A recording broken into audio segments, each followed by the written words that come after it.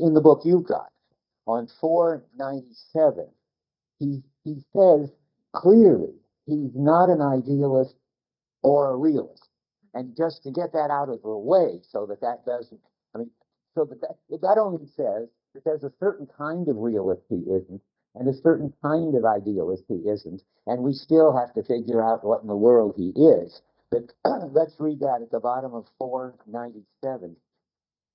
We were once concerned, that is in the structure of comportment, with gaining and understanding the relationship between consciousness and nature, between the inner and the outer. Or again, the problem was to link the idealist perspective, according to which nothing exists except as an object of consciousness. He doesn't hold that view. He does not hold the view that nothing exists except as an object of consciousness. He's going to get rid of that. And the realist perspective, according to which consciousnesses are introduced into the stuff of the objective world and of events in themselves. Well, that's, I think, means that he's not a reductionist either. When he says realist in that way of talking, he means try to explain consciousness in terms of objective events in the objective world. So he's not going to say that everything that exists only insofar as we in our consciousness exist and constitute it in some way, a view that one might think would be Husserl's, and Husserl defenders aren't here to defend Husserl today, so I think it is Husserl's, and he's not going to be what lots and lots of people are now, a kind of reductionist who thinks, like John Searle, I believe, that in the end, all there is finally physical particles batting around, and we've got to explain everything in terms of that, consciousness, meaning, etc. He's not going to be that kind of reductive realist either. Now, what he is really interesting and complicated, and so here's my story. There are going to be 4 different levels of description. And so the first one is the world as we perceive it. That's this indeterminate perceptual. That's the world as we perceive it is indeterminate. It's always got horizons. It's always given to me from some perspective. That already, I have a quote for that, but I think I even read that quote once. And in a way, he holds that that's the richest of all experience, all whatever there is, that's the richest there is. And perhaps he should have held that that's sort of what is ultimately real. I wish he had, but I think it would be interesting. His view is so close to what Rick calls the rich world ontology. Namely, that the world is very, very rich, and one of the most rich aspects of the whatever the being, you have to say, or something is very rich, and one of the richest takes on it is ours, and we get a lot of the truth of it. But that isn't what it says. We'll get there. Yeah. And just one word. It's this indeterminate perceptual richness. Yeah, that's right. I think that this world with its objects, which have always got more about them than we can ever fully discover, which have always got indeterminacy, but nonetheless have a structure and we can explore it. And there are people and bodies and trees and cars and desks and all that. I wish he had just said, that's what's ultimately real, period. And then gone on to talk about sort of aspects of that or something. But he doesn't say that. He does think that there is this perceiving that we do, and then we perceive everything from a perspective. Maybe I will read that, because that's sort of as far as he goes toward this kind of realism of a rich world realism. So that's, I don't think you need to even find it, but I read it once before. the world is the field of experience, and we are nothing but a view on the world. That's 406 of yours. The middle of the page. 472. Okay, on 472 here. I can tell you where it is on the page when I look it up. That's about 15 lines from the bottom of 472. But then, I mean, that's just where you start. But things get much more complicated. Then there is our perceiving, our view on the world, always perspectival and unfinished and open. And then number two is there is the perceptual world. That's different than the world as we perceive it. That's the shared world on which I've got a perspective and you've got a perspective. And that world has inexhaustible details. And then, now in your book, still, 451. What? Now, 451 in this book. In this one. Yeah, I mean, the reason, you'll see, I mean, soon things broke down and I couldn't have time to do all the copying, but right here at the beginning, I was still able to look in here. So on 451, which is the end of a paragraph, the last 15 lines of a paragraph for you, Albert. Say where it begins, our body, the 15 lines before that paragraph. 451 in the old one. No, 451 in ours. And now Alvin's looking for it. Well, I'm going to go on. Yeah. Okay, so I'm going to read those 15 lines on 451 in ours. I have had the experience of a real triangle, and because as a physical thing, it necessarily has within itself everything that it has ever been able or ever will be able to display. So now it looks like it's part of the way the physical thing shows up in the perceptual world, is that it's experienced at least as having within itself all these determinate characteristics. And then he goes on, unless the perceived thing, see, it's the perceived thing, has for good and ever implanted within us the ideal notion of a being, which is what it is, there would be no phenomenon of being. So this is very strange, but it looks like there is, in the world that we perceive, we can't help seeing it as having all these characteristics and completely determinate. It's a good thing he says that, because I swear I do. I mean, I think the desk has got all of its details completely determinate. I think it would be wacky to think otherwise, that it somehow gets determinate when you go around and look for it. None of us want to say that. But I'm not quite sure of the status of this. But it looks like it's the crypto mechanism, which is not a bad thing. I think the crypto mechanism is the way we are led to extrapolate the way the perceptual world is perceived by us, indeterminate, etc., to the way our experience of the world is indeterminate. We extrapolate that to a shared perceptual world of objects which are completely determinate.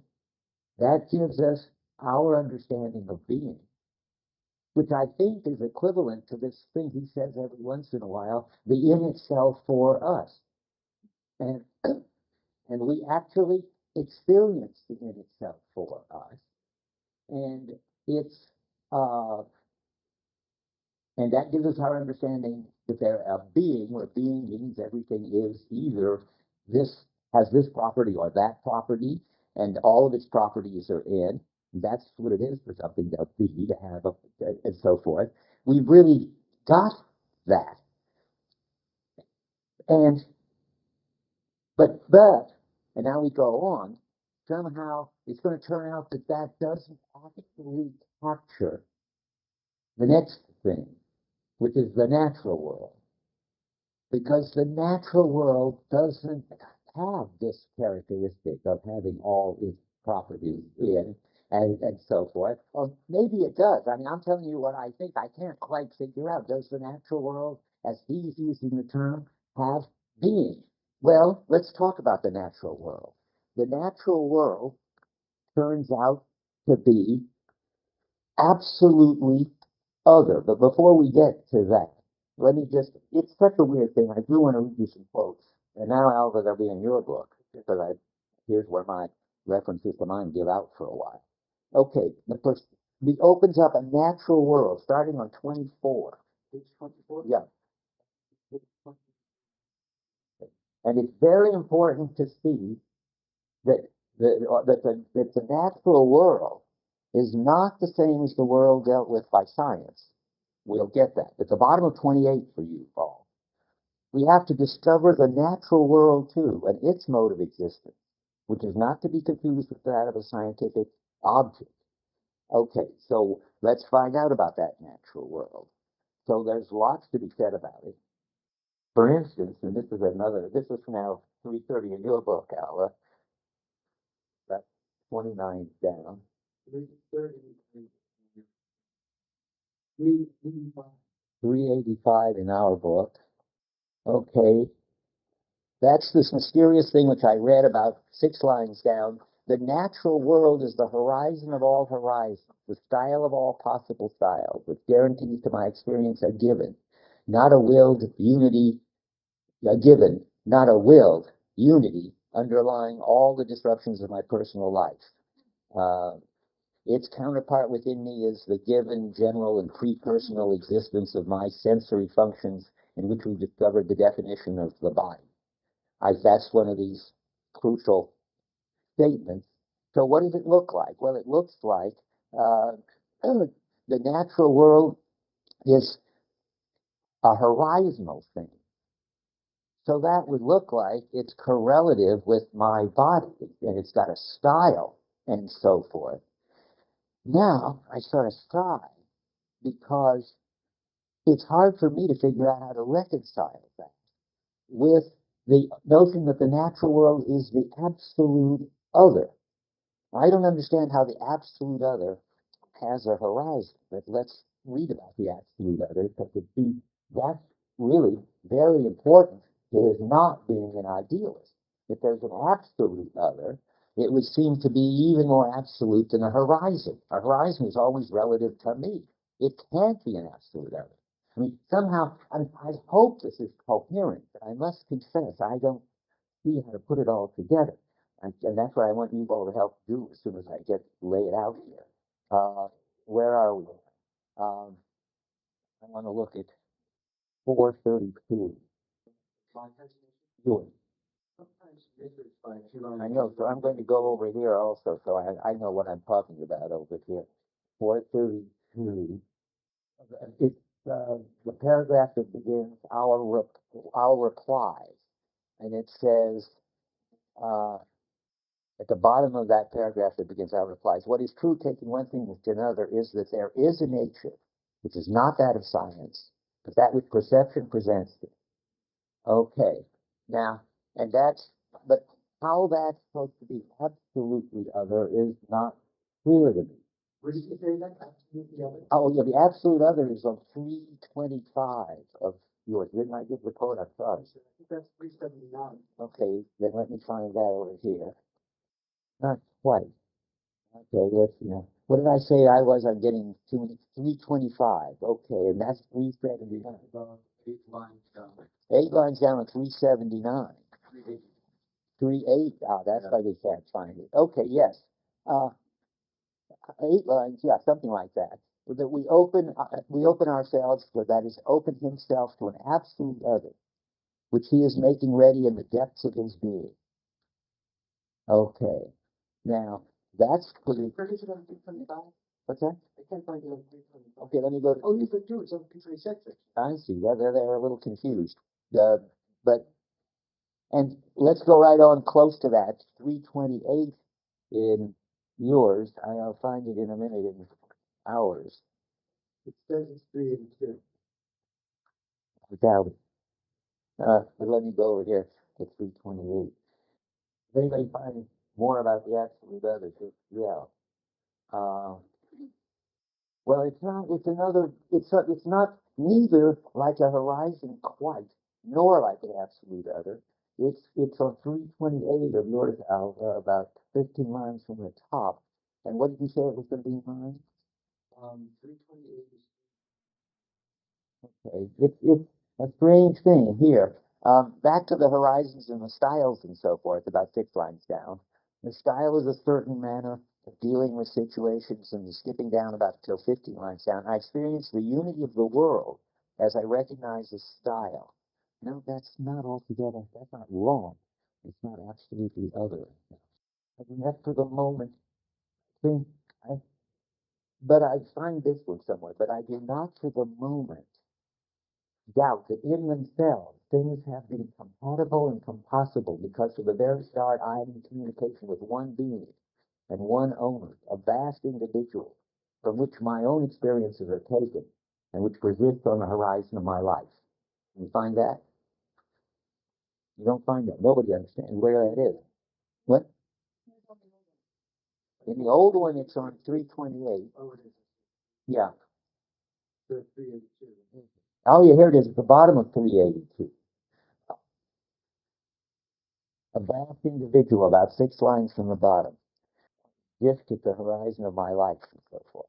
Okay, so I'm just trying to say there's this horizon story, and the world is this ultimate horizon, this, this individual on the horizon of my life, and somehow it's also absolutely other. It's experienced as independent of human beings, as being completely determinate. It's experienced as having being, language. It's experienced as the in itself for us. Now, you could find that on 293. Okay, and now I'll tell you where it is on the page. For you, oh, it's this famous one. We've read it before. I'm just calling your attention to it. It's in the middle of your page 293, and it's here wherever the Place de la Concorde is. Help me find it.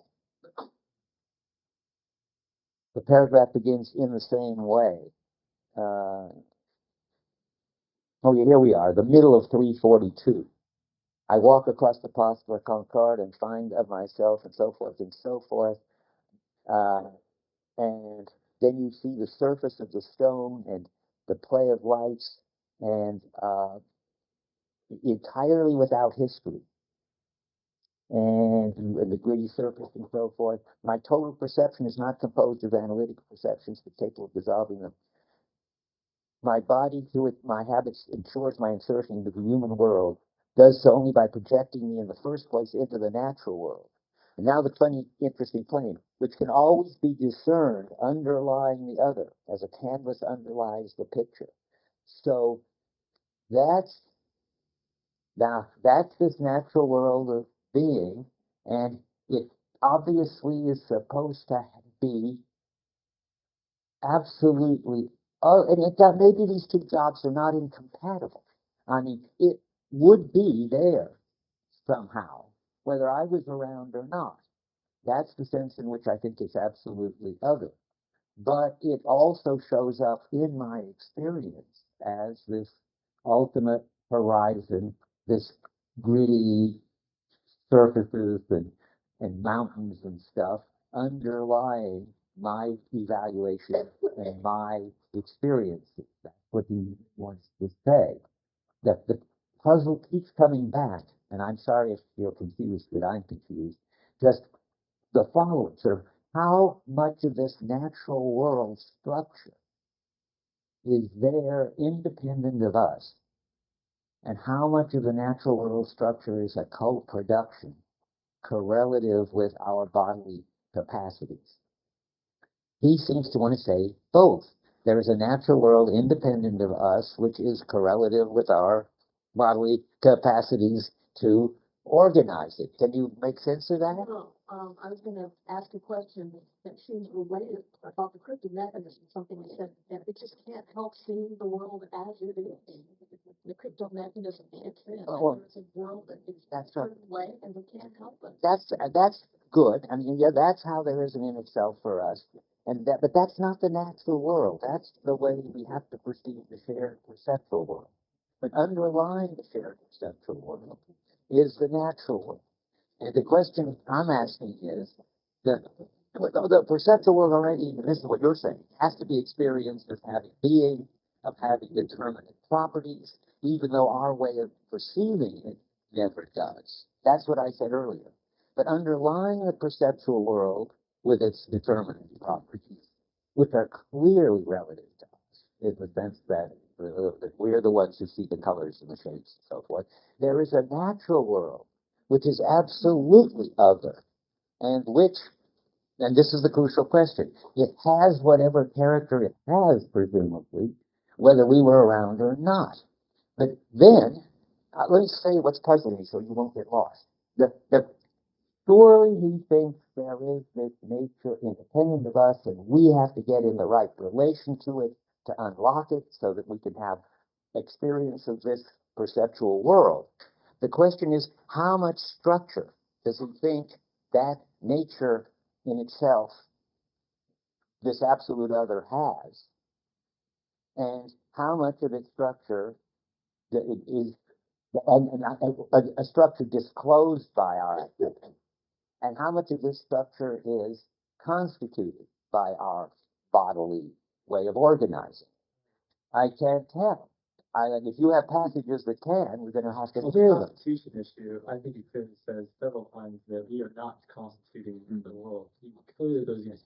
Of course, but I mean that begs the question, because what I want to, because there is a world that's absolutely other, a natural world, and we don't constitute it. But how much of the structure of that natural world do we constitute? That is spatial, that is temporal, that is got objects in it with colors and sizes. I think he thinks that's all relative to us and our body schema. He says that we're injecting the natural world because by habit, those needs are still. And so we're injecting into it because of certain capacities we have to encounter it. And that's the sort of unlock it thing. But the question, I'll give you quotes. I mean, I wish he would say, and I tried to say this and make up an evolutionary kind of story, that there really is a world of the kind of space and time we experience, and that's independent of us, and then we have this capacity in our body to unlock that, to disclose that, and so forth. But I think when the chips are down, he thinks that all the structure of the natural world is contributed by our body schema. I'll read the quotes, which would leave the natural world there as boundary conditions. That is, we can't just organize it any old way. That's the truth that you're after. I mean, the fact that we can't just organize it any old way, however, doesn't say that we find its structure, and it's this very world of perception. This natural world, which is absolutely other, sets conditions such that one of the ways it can be organized is by our body schema.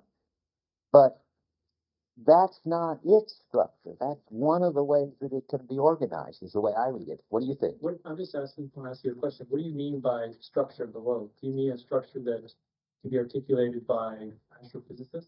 Oh, no, I haven't got to the universe yet. That's another step down the line. This is the natural world. He says specifically, it's not the world that science says. Can it be articulated, like thematized, like in an explanatory sense? I mean, well, not explanatory. No, the natural world can only be thematized by making sense of it as perceptual objects. This is the constitution, or sometimes he says the recomposition, once, of the natural world, as if it had already this structure, and then we have to recompose it and give it this structure. That's an interesting possible view to hold. But so, all I can say is it looks sometimes like he thinks it's just boundary conditions, whose structure, one way of getting in sync with it is our bodily way, and that gives us this world. But that's not what's really there, because if there were no human beings, then there wouldn't, the boundary conditions wouldn't be sorted into this experience. That's one thing. So the boundary conditions that you get in sync with, and you compose this world, organize it, and it works. Or the boundary conditions already have a lot of structure, And all you have to do is get that structure, which you happen to be happily in sync with, given your body schema, and then you disclose this very world, or recompose the way the world really is, the natural world. And I guess those are the two views. I mean, has it got the structure we find in it, or is it the boundary conditions, the absolute other, that just sets a limit on what we can find? Yeah, James. I'm a bit confused about the relationship between the natural world and the conceptual world. Do you say natural world underlies conceptual world? That's what he said. I don't understand how the two are distinct. Good question. I'm not sure I do either. But the perceptual world is got to, we understand it as full of significance relative to our interests and purposes. And the natural world, this gritty stone in the Place de la Concorde, is sort of like it's like secondary and primary qualities, only that would be a very bad way of thinking about it, because, for instance, shape and size are part of what we disclose. All that there is a kind of stony stuff that we can get at when we take it away. All of the part of the perceptual world which is historical, cultural, and relative to social, cultural, and significant. That you take that away, you get the natural world. So, so the natural world is associated with the action of one, and the perceptual world is associated with the individual person. No. I'm sorry. No, that's not what I meant to say. No, the one already has in it significance, history, sedimented history, and culture, and the one reveals this world, which is full of what it affords to any kind of being like us. But that couldn't be the absolute other. So what is the absolute other? Well, the absolute other seems to be what's left if you take away everything that's relevant to history, culture, meaning, and so forth. And there's going to still be something there, which is what you see in this passage when you see the where are we? Let's read this some more. And then a natural non-human space he's talking about. So you walk across the Place de la Concorde, you are engaged by a yellow, gritty surface, and there's no longer even a stone there. That's too much of our interpretation. The play of light upon an indefinite substance, uh, and this my body projects through my habits, ensures an insertion into the human world. And it not only projects me in the first place, let's start again. My total perception is not compounded of such analytical perceptions, but capable of dissolving into them. And my body, which through my habits ensures my insertion into the human world, does so only by projecting me in the first place into the natural world, which can always be discerned underlying the other, as a canvas underlies the picture and makes it appear insubstantial. Let's see if we need any more. A little toward the bottom of our page, for human spaces present themselves as built on the basis of natural space, and so forth. And maybe the top of 343, about 15 lines down, when he's talking about the natural world again, it is so foreshadowed by the horizons of possible objectification, and it frees me from every particular setting only because it ties me to the world of nature, or the in itself, which includes them all. Woo. Okay. Now, saw a hand up. That's Eric. In itself, we speak about the itself first. Is this in itself same as the absolute other? I would have thought so. Okay, I think so. The in itself, well, wait a minute. No. Well, I don't know. I'll tell you the two things that go into my mind. When he talks about the being as this completely determinate, which perception gives us if you extrapolate it. I don't think that's the absolute other. I think that's the shared perceptual world as completely determinate. This very classroom and so forth. That's that's what you get when you extrapolate all of this to determinate being. But that wouldn't be the natural world, which doesn't have all these properties of being guessed and so forth. That's further underlying, and it's got to be a kind of anti-idealism, just to keep all the cards on the table, because it has at least got this property of being the boundary condition, some kind of absolute other, which sets a limit on what you can compose it as or organize it. Even if all the organization of it is finally up to us, we just couldn't organize it any old way. And we can't organize it simply by consciously trying. There's something in us, namely this shared body schema, and there's something there, independent of us and our body schema. And you get them to, and that's the natural world. And when you put them together, you get this, namely a perceptual world full of meaning and significance and historical and so forth, and a sense that there's something that underlies it, which I think about which you could probably say nothing. I mean, that I don't know how far he gets with his gritty yellow surface and so forth. I think finally he gets rid of that too, not even a stone and so forth. It's, by the way, like Sartre in Nausea. I mean, he starts taking back all the human relative characteristics of the world until you get to the whatever that underlies it all, about which I think he can say nothing finally. What is it finally says?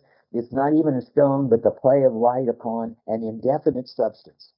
The indefinite substance is this absolute other, is the boundary conditions, is what keeps it from being idealism, because we have to build our perceptual world on the conditions provided by that insubstantial, that indefinite substance. Yeah.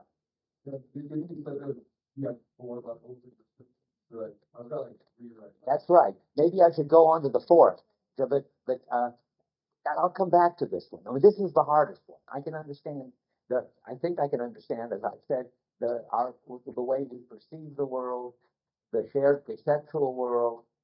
The natural world is the one I don't get. I'm giving you all the variations. And now I can go on to the last one, which is the scientific universe. Should I do that? Well, okay, I was going to offer an account.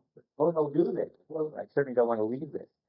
I think an important passage is in Greek 26 of my book, which is where he receives the pebble in his path. Oh, yeah, okay. He says a lot of things there that suggest to me that he thinks that in our experience of the pebble as a pebble, there is also always the experience of it as a kind of picking up with the psychological point. My gaze knows the significance of a certain kind of light in a certain understand the light of the writing. Expressed in more general terms, the logic of the world to which my body in its entirety conforms. So the thought is that here's what I suppose, that the perceptual world and the natural world are actually the same thing. That there is some level of sort of indeterminate perceptual experience prior to that. Through the skills which are based housed in your body, you can make the mere play of life into something which is permanently there and has hidden parts and there's always more than you can see, and that's the natural world. So when he talks about the natural world underlying, what he says in that other passage on my 293 is that the natural world underlies the human world, not the perceptual of the human world, as canvas underlies the picture. But of course, the canvas is when you look at the picture. Well, they're both present at once. Well, there's really Well, I don't know about that. I think maybe that's carry out the analogy oddly, but I'm not sure. That's interesting. We try that in my look on 380. Let's see what happens to in the light of that. Uh, let's start at the bottom of 379. I just want you to not make a mistake. Yet we reject the idealism involved in the synthetic view because it too distorts our lived-through relationships to things. Insofar as the preceding subject synthesizes the per se, he has to dominate and grasp it through a material perception, to organize and link together from the inside the aspects of the thing. That means that perception ceases, this is his view now, to be inherent in the individual subject, and the thing loses its transparency. So this is how he's sort of not an idealist. There has to be, and now skipping a little, uh, the preceding subject must, without relinquishing his place and his point of view, and in the opacity of sensation, reach out toward things to which he has in advance no key. It's interesting. He sort of has the key to unlock it, but he doesn't have it in consciously or anything, but it's in the body schema, I think, for which he nevertheless carries within himself a project. That's the body schema. And open himself to the absolute other, which he is making ready in the depths of his being. That is, he's alerting the body schema, and which is the way the anyone the impersonal organization in him seems to take up this and organize the world. Now let me see if I can help connect with Albert. So you perceive a pebble and you understand all of its sort of perceptual properties when you do that. Uh, let's go to the bottom. Expressed in more general terms, there is a logic of the world to which my body in its entirety conforms. I take it that must be the natural world. Was that what one would think? I mean, that's the thing you're unlocking. But the moral I'm taking from this is that there isn't natural in the perceptual world that's staying. And I'm not, so that's, that's partly what I think Okay. helps. Thank you. The natural world and the perceptual world are the same. Well, let me go on. I mean, if that would solve it, that would be great. There is a logic of the something world, whether whichever it is or the same, to which my body conforms, and through which things of interest and sensorial significance become possible. Insofar as it is capable of synergy, my body knows the significance of the totality of my experience, of this or that color added or subtracted, and so forth and so forth. And to have a body that has a universal setting, a scheme of all types of perceptual unfolding, and of all those intersensorial correspondences fly beyond the segment of the world which are actually perceiving. The thing is therefore not actually given, it is internally taken up, reconstituted, I wanted to get to that, and experienced by us insofar as it's bound up with the world. The basic structures of which we carry with us, and which is not, and which is, of which it is merely one of many possible, bound up with the conscious experience by us, so far as it's bound up with our world. The basic structures of which we carry with us, and of which it is merely one of many possible concrete forms. Well, the point is, maybe there's a difference, a distinction that can be drawn between the perceptual world and the natural world, but it's not one which bears on the ideals and rituals and contrast. So maybe you want to say that the perceptual world is sort of the shape and color, and the natural world is the whole bigness of the whole nature of the thing. Yeah. But in both cases, the shape and the color, no less than the oak treesness of the thing, are only made available to us thanks to the body. Available to us. That would be to say that uh, when we do unlock them, we really find out what was there all along. I mean, there are the structures not relative to us in our body. That even if we were here gone and our body was gone, there'd still be these trees and so forth. I don't know, but I fear not.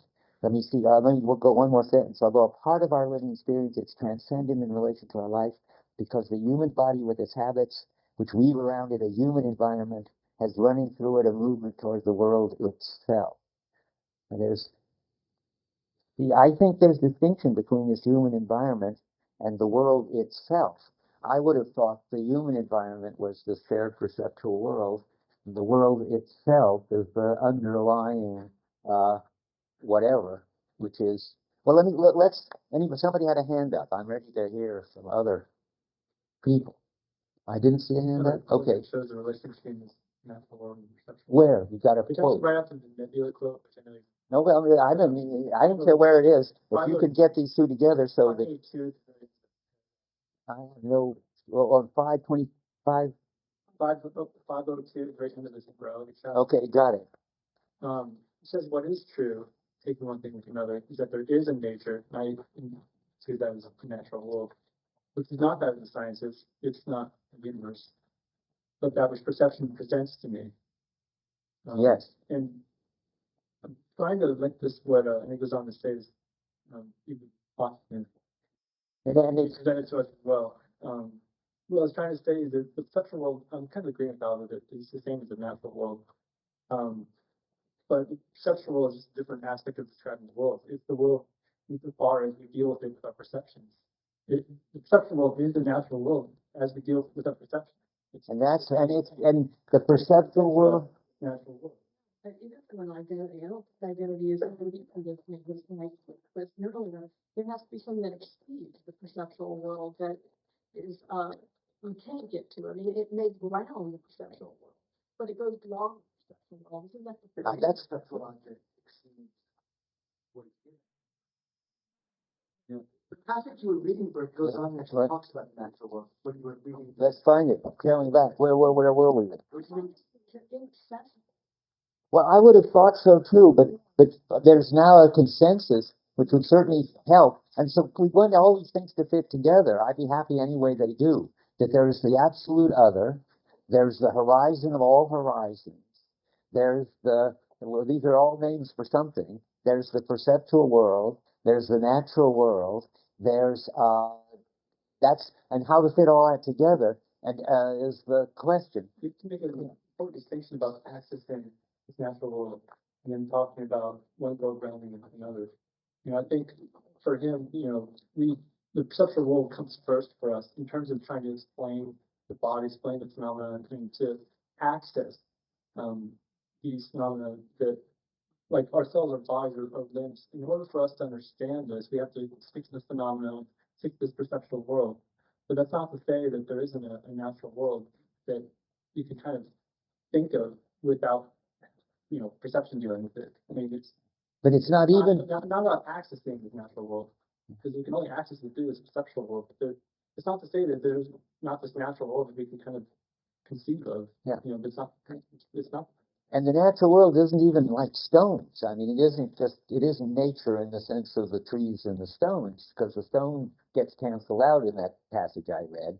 And there's something even more minimally structured in our terms, and that's what puzzles me. The problem is once you start describing it, you bring in all these things. That's right. I think we can't describe it. I mean, I'll keep my position just so you can contrast it with Alva's and maybe what Martin's going to say in a minute. But I have a feeling. But my position is you can't describe it. It's just what sets these boundary conditions. Anything you say about it or see in it is already something you see because you've got, we all share a certain body schema which organizes the world into perceptual objects and so forth. But I'm holding this just in order for you to be able to shoot it down. I don't have any particular love of this position. By the way, what it would be, just so you can see the position I feel driven into, would be very close to Kantian. There would be a kind of thing in itself about which you couldn't say anything except that it's the ground of the phenomena of our shared world, sets the limits on our shared world, keeps us from being able to make this world any way we please, and we get in sync with it thanks to, and now the difference between Kant and Merleau-Ponty, we get in sync with it in Kant thanks to the categories which we have in our transcendental consciousness, which enables us to make a shared phenomenal world out of the impingement from the thing in itself, which sets these limits. And Merleau-Ponty, in this reading I've driven to, is saying, well, it isn't the categories in the mind that enables us to organize the thing in itself about which we can say nothing. It's the shared body schema which enables us to organize that about which we can say nothing.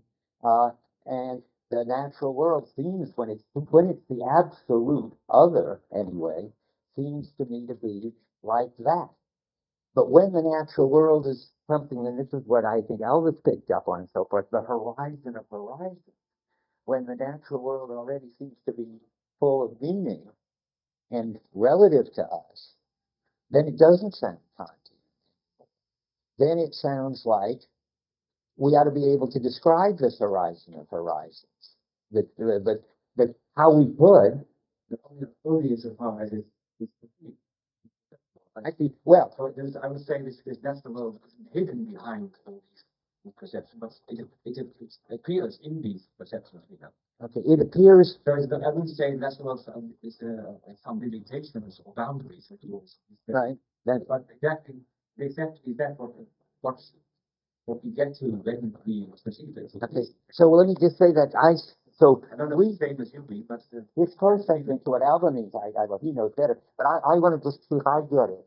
So there's, when we take this over, thanks to our body schema, and reconstitute it, or as he says at some point, recompose it, there's how we find the structure. I mean, that is the structure of it, which we find.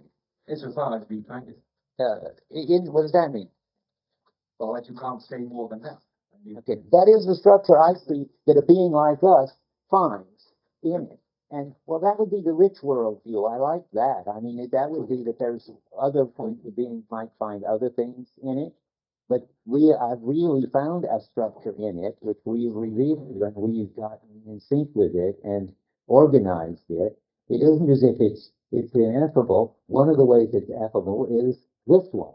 And that's what you're saying. Well, the reason why I said it was to make it different with Kant, because with Kant you have that the world somehow is hidden behind their appearances. Okay, good. And that's not here the case.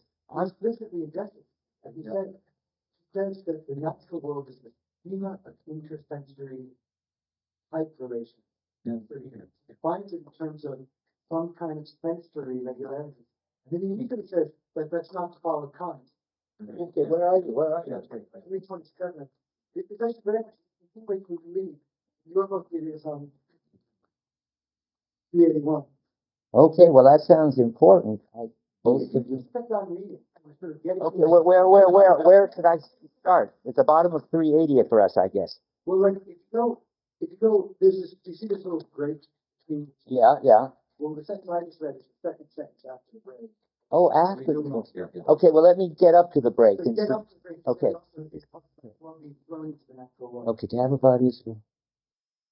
I read the reconstituted part.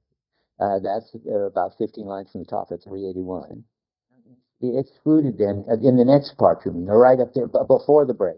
You're not to the break. I'm going to read up to the break. Everybody read up to the break. Animal behavior and all that. It looks, I mean, this leads to the quote on 385, which we looked at. This makes the natural world the horizon of all horizons.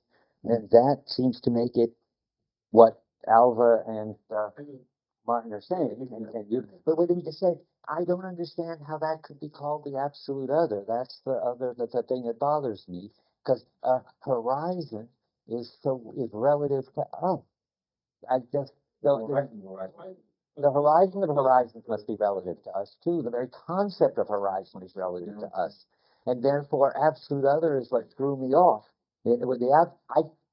Maybe they're just two conflicting tensions, or maybe I'm just supposed to not believe in the absolute other. Maybe it's the seemingly absolute other or something. But or maybe it's we try to get the boundary conditions back in, saying that there that we are sort of this other would be there whether we unlocked it or not, and it's what's sort of forcing us to disclose it and reconstitute it this way, and we experience in it a kind of receptivity to some order which we don't compose but recompose, and that order is absolutely other, the order that we take up and recompose. I don't know. I mean, you want to say, you look like you want to say something? A couple of things. I guess to go back to what you're talking about it, I always interpreted the horizon to be the condition of possibility of our perception. And to me, it seems like the other maybe should be like these structures are non-perceptual. They're trying to describe. Oh, I think horizon, by its sort of the metaphor of horizon, you can only have horizon relative to somebody who's sort of in the middle and of it, and it shapes the around them. I can't. I mean, if how something that was, and this could be both. And I'm trying to keep both. The natural world could be the perceptual world, and understood as a horizon, but also understood somehow as what sort of governs and limits the way we make sense of it. Let me rephrase. Maybe the natural world can be the conditions of possibility of having horizon, of there being a perceptual world, of the natural world being able to be perceived. Yeah, okay, and then you have to say, and you got two choices. Then it becomes either sort of ineffable, and you're off to Kantianism, or you say, and it governs the way we perceive it because of the way it is. And the way it is what we find out when we get our body schema and perceive it. And there isn't any sort of X. And it would be that way whether we unlocked it or not. I mean, I recomposed it or not. I mean, it's got a structure all of its own. I like that. I mean, I wish and maybe he is. Maybe he's that much of a realist. The quote where he talks about world without having natural or perceptual. Yeah, well, he does that often. That's what's causing a problem. But he's very specific about it having the cradle of all meanings, direction of all directions here. Yeah. On page 500 of our book. Okay. The 4 lines down. Okay. Hence we discovered. Hence we discovered with the world as a cradle of meanings, direction, the ground of all thinking. How do we find the going? I know that realism, idealism, he's talking maybe about empiricist realism or content idealism, but it's still the same point that we've been talking about, like the world just being the same, the natural.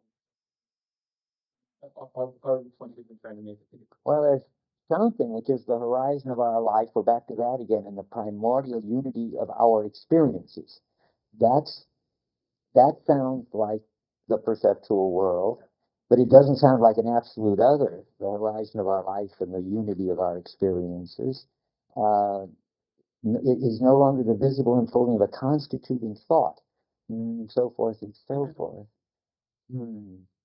Okay, let me stop. Well, we'll have to put the last comment. I don't know. Just one suggestion, and this is really a speculation. Yeah. In the passage that we just read, he talks about animal behavior as directed to a natural setting, and as encountering the resistance. There's Widerstand, and then he talks about human behavior opening up a world. Maybe something about centers of resistance, Widerstand, is what gives you the notion of an absolute other. There's a way in which you talk about vision. If you're an animal, in a certain sense, you're worried about the predators going to eat you, or the cliff you're going to fall off of, or the hole you can get buried in. I like that. I like that. That whatever, there's got to be something that we and animals all have to sort of come up against, which we can unlock as a shared perceptual world with its ultimate horizon. But what it's trying to do is reconcile the idea of the natural world with the absolute other. The absolute other is the absolute mind of resistance. I'm taking that over, right? That's what I meant. I thought you would be. Yes. Whatever it is that we and the animals all come up against as something that limits us, and not just in a negative way, back to what Martin says, but provides us the opportunity on the basis of which we can respond and make order and so forth. Maybe that's the absolute other. Understood, not, I guess, not just a bad kind of resistance, but as affordances too. I mean, resisting and affording to us and to animals, that's the bottom level. And then there's this world, perceptual, shared, cultural, human world that we get when we deal with that. Okay, you get one comment, and then I'm going to have to see. I don't know what it is, but I don't know if Heidegger and the origin of the war against this. I'm going to try and paraphrase what he said. Worlds. Every so once in a while, the Earth adjusts into or explodes itself what we think it will.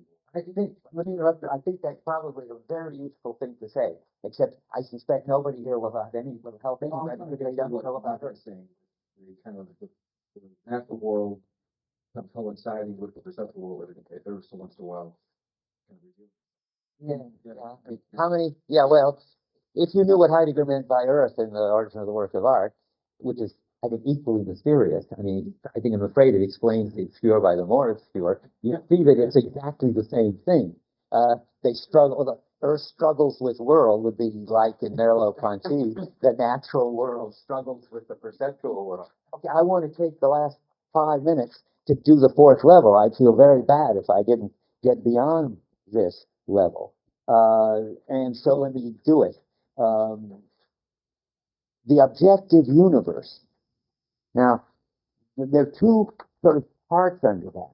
The objective universe is something that the human sciences and the neurosciences presuppose. Well, let me try to find a general statement. The objective universe is what science is trying to describe and get the structure of. It's completely determinate. Presumably, it's got elementary particles in it, and they're obeying causal laws, and so forth. Now, Merleau-Ponty, then this divides into two parts. Merleau-Ponty thinks that, first, you can't explain consciousness and perception and significance in terms of the natural universe. And that's what's wrong with the human sciences who try to, as he puts it, repress or forget perception. And then empiricism will try to give you a story in the human sciences, and so will intellectualism, which tries to find some objective, independent elements and laws in terms of which to explain everything. And then neuroscience does it on another level, tries to get an account of the brain, which explains significance, holism, indeterminacy, consciousness, and everything. And Merleau-Ponty has the sensible view, I think, that that's just, we couldn't believe that. That's reductionism. The idea that you can explain consciousness and significance and the holism of the way of the perceptual world in terms of any elements, the empiricist elements, the intellectualist elements, the physicist elements, and I think he would hold like Tom Nagel, whom I mentioned. There is just no third person account possible of this meaningful first personal way of experiencing the world that we've got. But I think, and now comes the last move I want to make, I think he feels that he needs a stronger argument than that. That just sounds dogmatic. There's Nagel versus Searle. And there's probably another whole list of people you could put on Nagel's side and a whole list of people you could put on Searle's side. One of them says they're going to explain it all in terms of the particles and laws finally. That's all there really finally is what physics tells us there is. And that's the objective universe. And the other side says, no, the objective universe is somehow, for some reason or other, incapable of explaining everything. Now, I think that that's right, but there's a wrong way of trying to defend it. I think Merleau-Ponty feels he needs an argument why it's that the physical universe is incapable of defending us, of explaining our world and our kind of experience.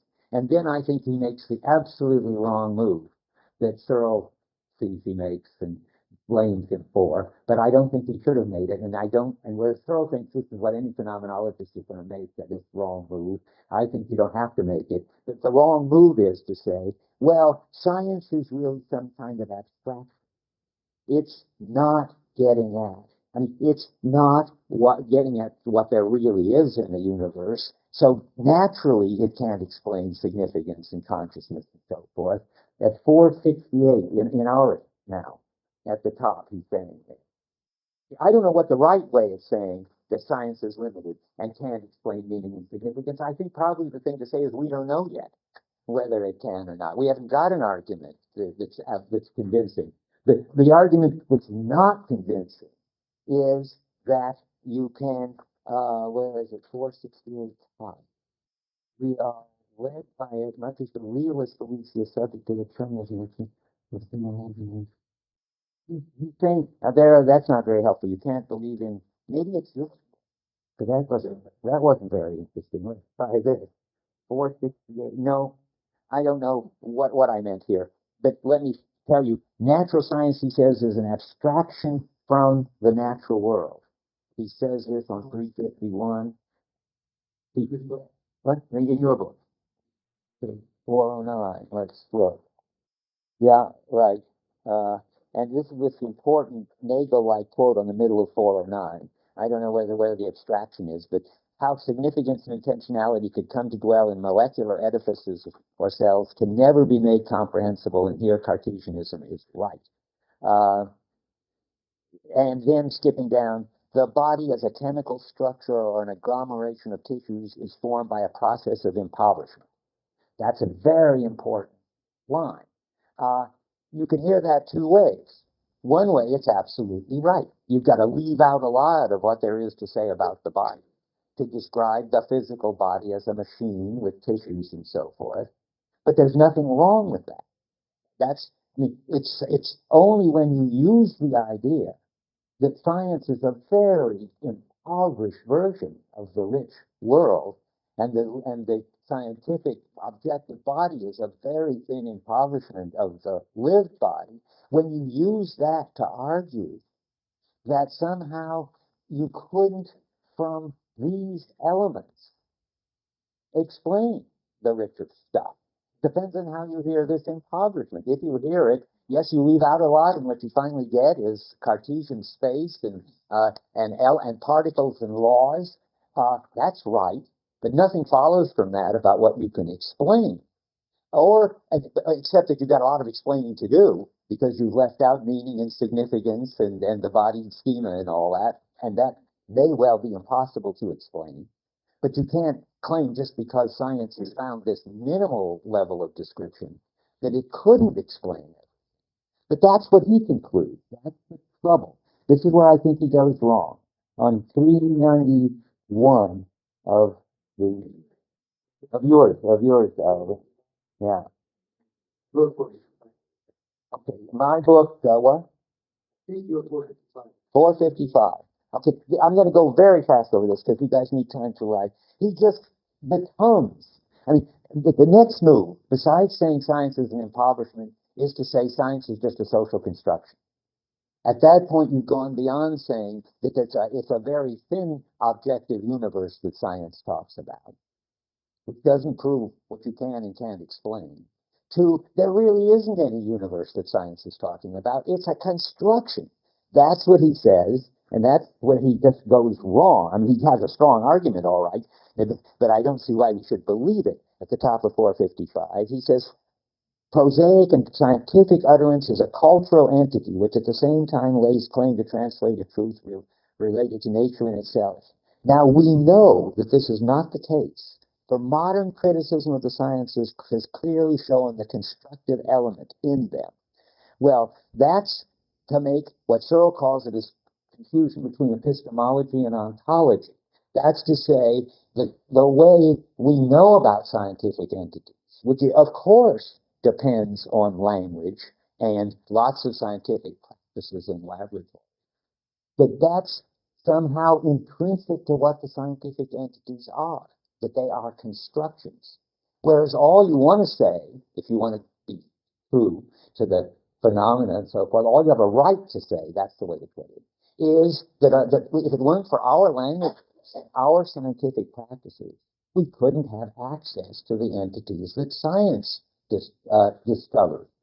Now, maybe it's true that what we get access to is really not discovered, but somehow constituted by this access. But it doesn't follow from the fact that you need science and laboratory practices to talk about electrons and nebulae, that electrons and nebulae are cultural products. That's what he finally says with this outrageous passage on wherever it is that I always get upset about at the end of the time chapter, 502, where he talks about Laplace's nebula about 2/3 down. It's not behind us, but is in front of us in the cultural world. And I guess I got to stop real because let me just see if I. Yeah. So I think that he is an idealist about scientific entities. There's no doubt about it. He thinks they're constructed, and he thinks that if we weren't here, there couldn't be any electrons and galaxies and so forth. I think that's just wrong.